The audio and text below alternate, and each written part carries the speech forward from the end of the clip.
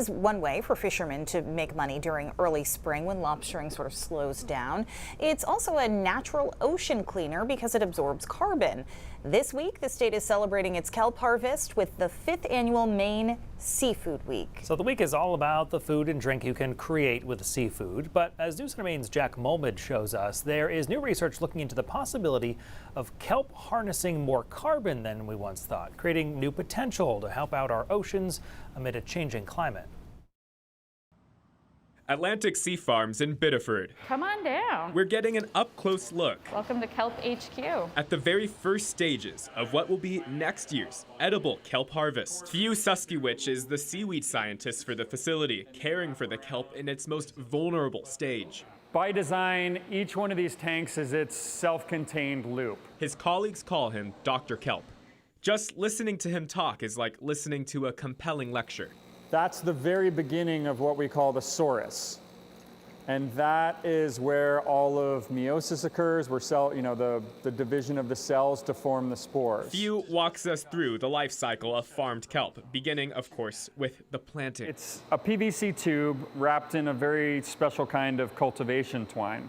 If you don't see them, that's okay. The life cycle of kelp starts off extremely small, and just to visualize how small it is, by the time April comes, one of these tanks here is going to produce hundreds of thousands of pounds of kelp. The microscopic kelp in this room is responsible for nearly 85% of cultivated kelp grown nationwide.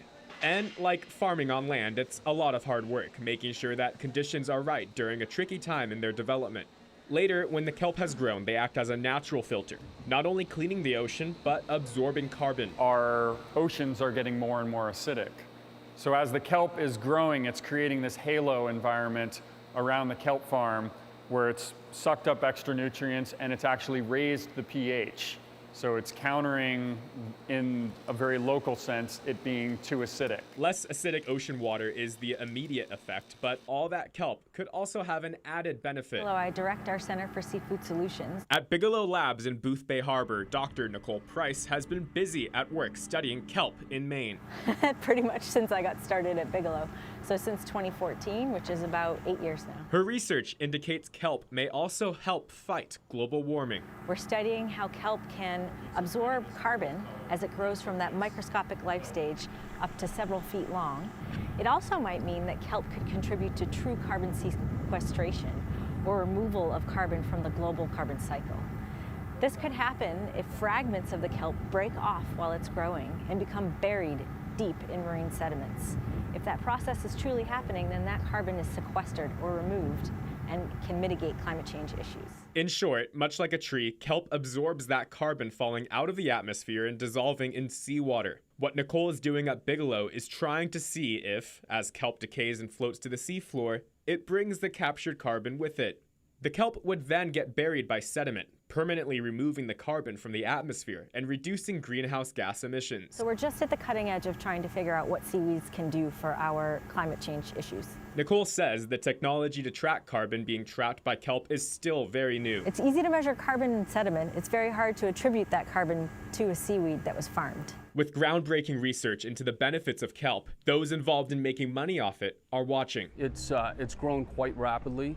And that's a good thing, but it's important to make sure that it's done responsibly. Nathan Johnson says he was one of the first independent farmers to sell kelp and says kelp is a growing resource for fishermen growing dependent on lobster. It's also an opportunity for me to kind of bridge the gap between my father's generation, which continues to fish and lobster, and my children's generation. The ways kelp can give back to the environment are still being studied, but seeing what starts as a microorganism grow to a massive edible harvest is a sign of hope, especially for fishermen seeing fewer fish in their nets, who are now finding another way to make a living on the water. Being able to work on the water in April with my father on one side and one of my sons on the other is really, I feel that we all have a responsibility to kind of make the world a better place, and being a bridge between the existing fisheries and the future coastal economies is something that I am very grateful for. Adding another balance of resources to Maine's working waterfronts, with groundbreaking research on the horizon.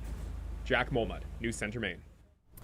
Now, Jack originally filed that story back in September. As for Maine Seaweed Week, starts today and it runs through next Sunday, April 30th. Yes, it's Seaweed Week, not Seafood Week, but restaurants and bars from down east to Seacoast, New Hampshire are taking part with new kelp-focused menu items. You'll also be able to find special seaweed food items in brick and mortar stores. Plus, there are events like boat trips and symposia and film screenings. Lots going on. If you're interested, you can find more information right now at seaweedweek.org.